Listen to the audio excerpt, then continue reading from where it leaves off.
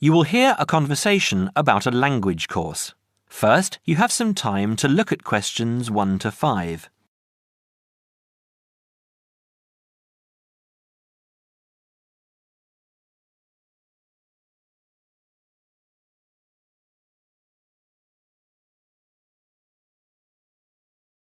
You will see that there is an example that has been done for you. On this occasion only, the conversation relating to this will be played first.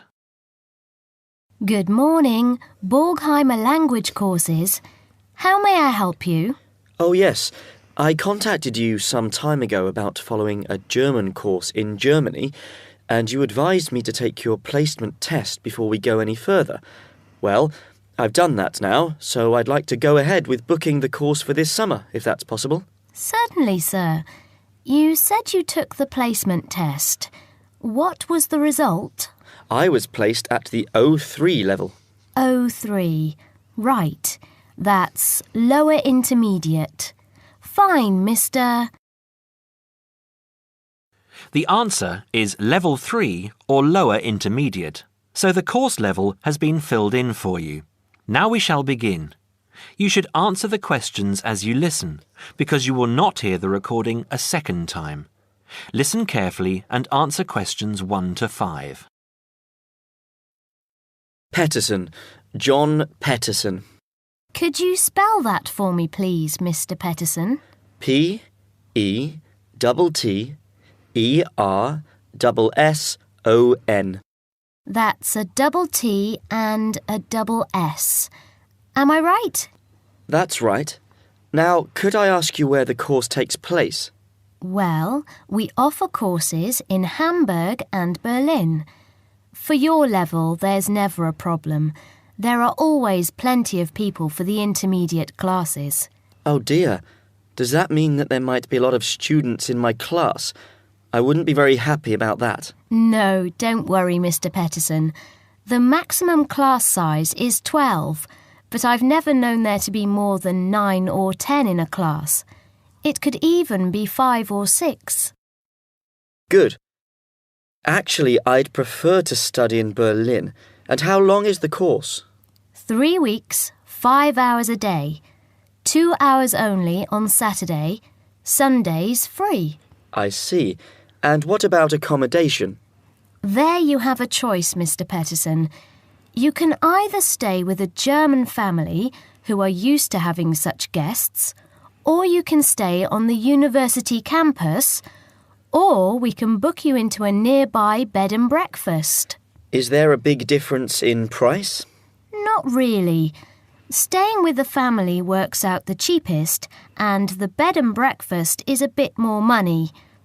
Staying on the university campus comes somewhere between the two price-wise, but Berlin is not too expensive anyway. Which do you recommend? Well, if you want to practice your German and be part of a German family, I would recommend staying with a family. Our families are all hand-picked, and we've never had any sort of complaint. Yes, I'll probably do that then. What are the dates of the course? The first summer course starts on the 1st of June in Hamburg and a week later in Berlin, which is what would concern you as you have chosen the Berlin course. That's the 8th of June. The next course would begin on the 2nd of July and then... The 2nd of July course would be perfect for me. Can you put me down for it now? Certainly, Mr. Petterson. Can I have your address, please? 26 Mayfield Drive, Orpington, Kent. I'm afraid I can't remember the postal code. Don't worry, Mr. Petterson. I'll check on it.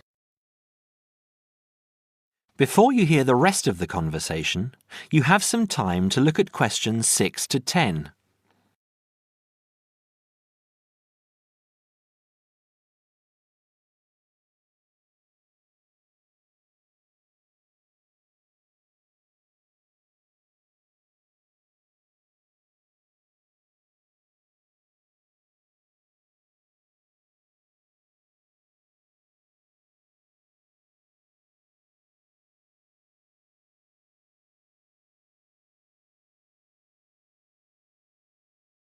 Now listen and answer questions 6 to 10. There are a couple of other things I'd like to ask. Certainly. What do I need to bring on the course?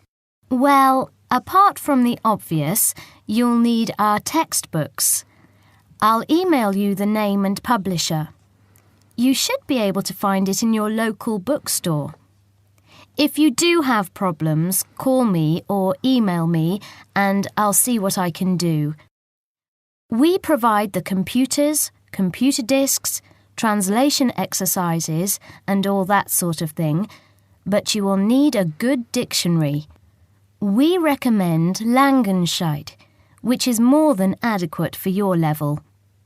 You don't have to go and spend a lot of money on an expensive dictionary. Not yet, anyway. Maybe you will when your German reaches a very high standard. That would be very nice. Now, finally, what about the cost of the course? And how do I pay? Would you like to pay that in pounds or in euros? Euros would be fine. In that case, it's 550 euros. You can pay by credit card if you like. Oh dear, I'm afraid I haven't got a credit card. How else can I pay? That's not a problem, Mr. Peterson. You can pay by bank transfer. Fine. By the way, I forgot to mention I am a full-time student. Have you got a student card? Oh, yes. Then that does make a difference, you'll be pleased to hear. You are entitled to 35% off the full price. And if you can persuade a few people to join you, it would work out even cheaper. How do you mean exactly? Well, for every 5 people you find, 1 goes free. In other words, if there are 6 of you, you get 1 free course. Of course, in reality, you would divide up the savings amongst you, presumably. Right. Well, I'll see what I can do. Thank you. Not at all, Mr. Peterson, and I'm sure you'll enjoy the course. There are, of course, sightseeing possibilities. Would you like me to send you our brochure describing them? Yes, thank you. I'd appreciate that. Anyway, thanks for your help. If I want to call back, who do I ask for? Susanna. I'm here most of the time.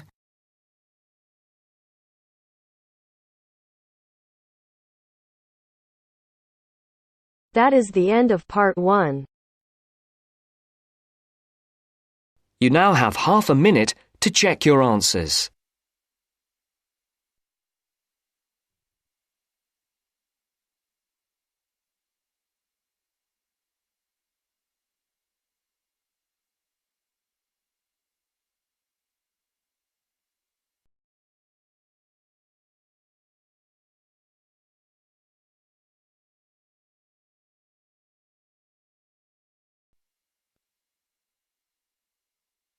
Now turns to part 2.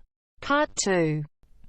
You will hear a guide giving instructions to a group of international students in Canada preparing for a whale-watching trip. Before you hear the talk, you have some time to look at questions 11 to 16.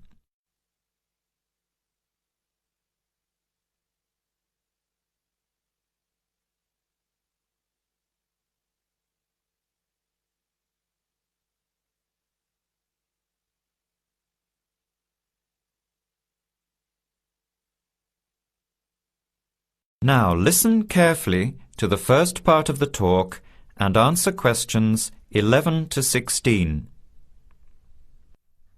Hello, everyone. Glad to see so many happy faces on this wild and windy day. Are you all ready to go looking for whales? I'm Tony, and our other guide today is Dale. We'll be using these 2 rubber boats you see here, and our trip today will take 3 hours. In a few minutes, we'll be heading into part of the largest temperate rainforest of the Pacific Northwest. I'll show you our route on the map here. This is where we are now. We'll be leaving the sheltered bay and heading out across the mouth of the bay toward the open water. As you know, Last night there were strong winds in the area, so we can't go out into the ocean as we had planned.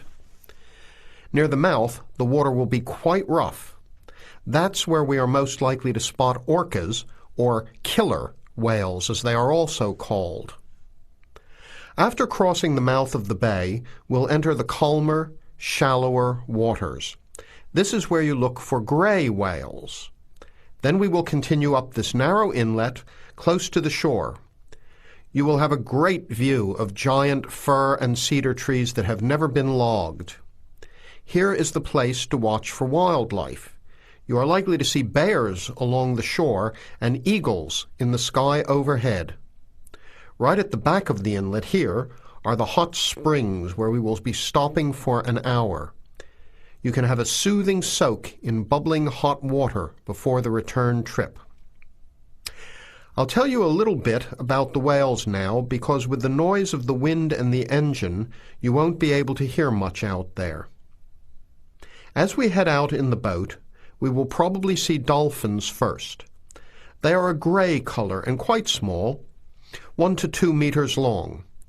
They will swim right beside the boat, racing along and sometimes jumping out of the water just ahead of us. They swim very fast, and they are playful and curious. They're really fun to watch. The next ones we'll see are orcas, or killer whales, which are actually members of the dolphin family. They are 7 to 8 meters long, very fast, and they have sharp teeth. Some stay in these waters all year round. We identify them by the distinctive black and white color. They feed mainly on salmon in these waters, but the orca diet can include seabirds, seals, dolphins, and other mammals. They can be fierce hunters, and this is why they are called killer whales. We should start watching for them as soon as we get out toward open water. We're likely to spot the orcas from a considerable distance. Watch for the black and white marking and mist spouting from the blowholes on top of their heads. Just outside the inlet is where we will probably see grey whales. The greys are migratory. They pass through here twice a year, moving from far in the north where they feed to the warm southern waters where they breed. You are very lucky today because several have been reported in the area. Unlike the orcas, greys are solitary, except when you see a mother with a calf. The grey whales are much longer and heavier than the orcas, 14 meters long, and weighing up to 30 tons. The grey whales are filter feeders, gathering tiny ghost shrimp from the sand at the bottom. We recognize greys from their tail fins because each one is different. Once we find the whales, we'll come up as close as we can safely. We are allowed to approach the whales no closer than 50 meters, but that feels pretty close when you are in the presence of animals this big. You'll see mist coming out of the blowholes when they breathe out, and you'll hear a loud hiss. If we are downwind, we might even be able to smell them, a strong, fishy smell. Before the talk continues, you have some time to look at questions 17 to 20.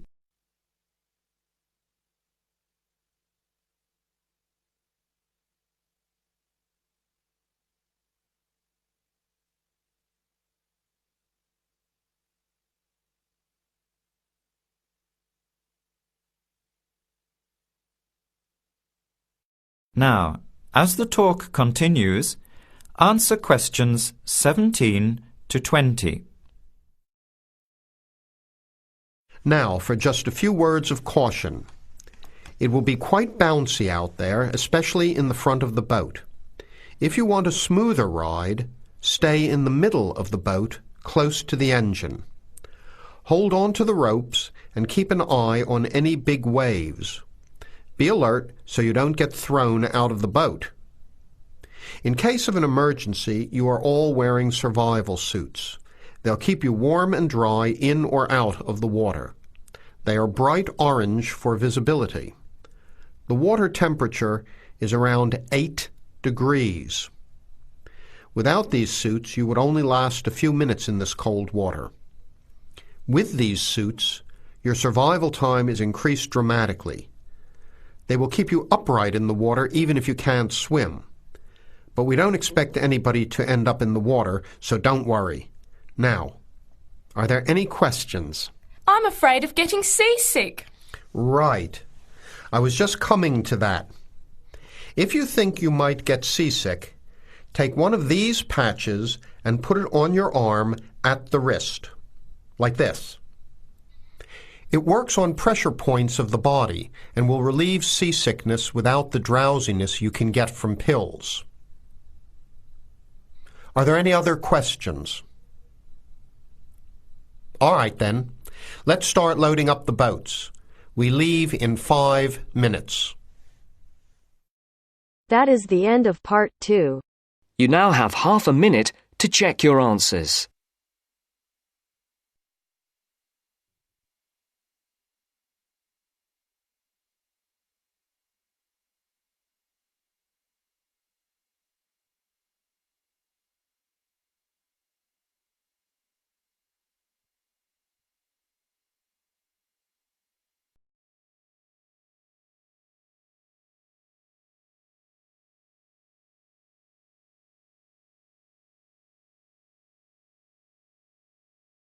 Now turns to part 3.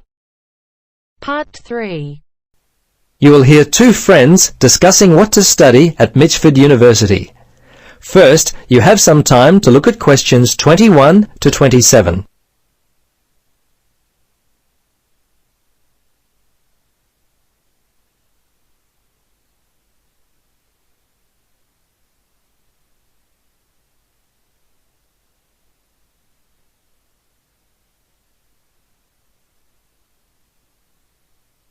Now listen carefully and answer questions 21 to 27. Hello, Gloria. Hi, Paul. I just heard that you're studying psychology this year. At the moment, that's true, but to be honest, I'm not sure exactly what to study. You're in your 3rd year at university. Do you have any advice for me? Well, it's a difficult question for me to answer, but I do have some ideas based upon my personal experience that may be of help. Anything would be helpful at this point. I'm feeling a little worried about what I should do. Well, there are a few things that I would recommend. Firstly, ask yourself, what do you really enjoy studying? For example, maths, English, science? This will help you decide what course you should do. The university handbook lists all the courses available. You should take some time to look at it. A couple of my friends spoke with recent graduates of courses which took up a lot of time. Another thing which took a lot of time was an interview at the Dean of Academic Affairs office.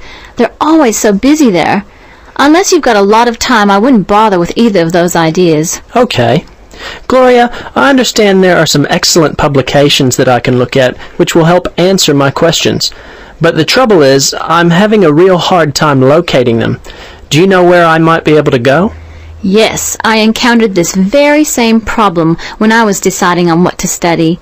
I managed to locate a few excellent books that really helped me to decide what was best for me. Now, some of the details will be a little inaccurate. That's no problem. If you could just remember the titles, I'll be able to look them up at the university library. Now, let me just get my pen. Okay, ready? All right. The first book I found was What Should I Do? It was written by Paul Smith, and I believe it was published in 2000 by Smith Brothers. I think this was the best book I read, although Judy Newton's Choosing University Courses was also an excellent help for me. Can you remember what year that one was published? Let me see. Most of the books I read were published around the same year, 2000, I think. I can't remember who published it.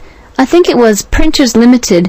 You'll have to check that one out yourself. No problem. This is just what I've been looking for. Anything else you could recommend? Yes, there was one other book which I remember because my cousin works for the publishers Brown and Tate. He started there in 2002. Anyway, the book's called Surviving University and was written by Julie White. It's an excellent book, which came out in 2004. I certainly recommend it. Before you hear the rest of the conversation, you have some time to look at questions 28 to 30.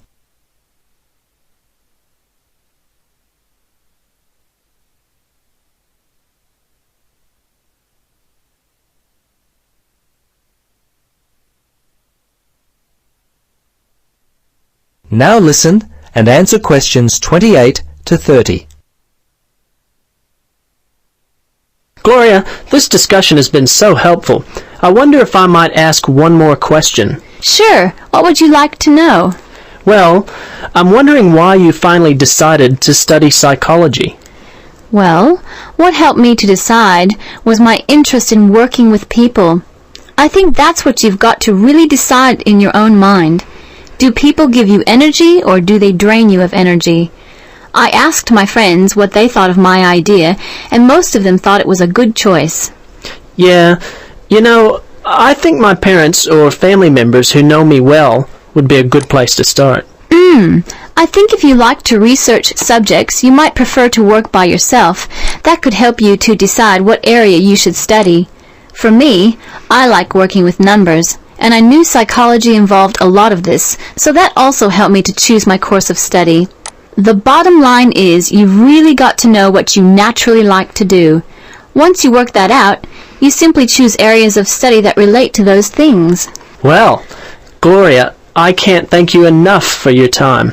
Would you be interested in joining me for a coffee?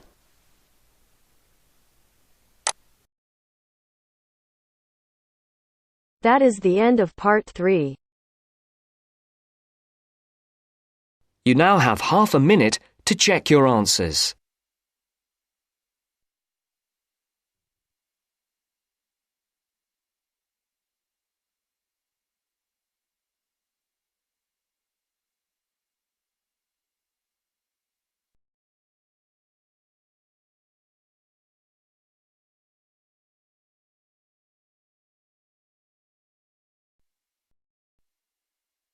Now turns to part 4. Part 4. I'd like to go over some simple security measures today. First, you have some time to look at questions 31 to 40.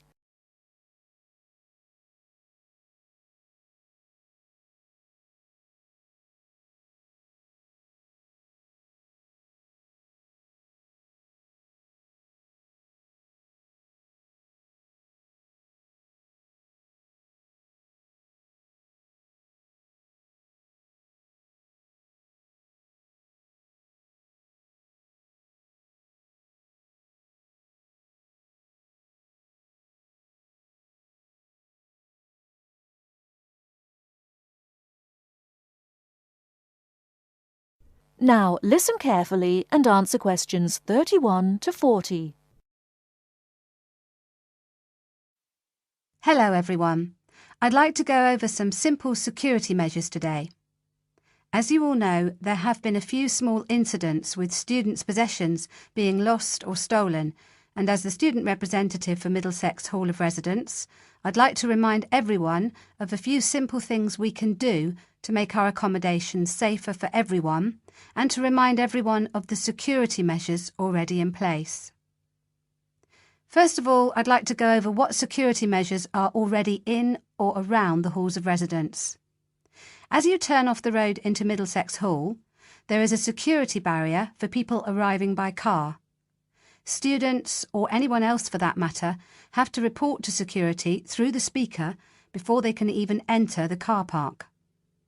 Once they're in the car park, we have CCTV, that's closed-circuit television, linked directly to the security office, so that anyone coming into the front entrance via the car park can be seen by the person on duty. We also have cameras around the Hall of Residence. The film from the CCTV is kept by security in case there is a problem and we need to send the film to the police to help identify the person. So, barriers and CCTV. In addition to these, there is security lighting in the car park and around the Hall of Residence, which is on from night to morning.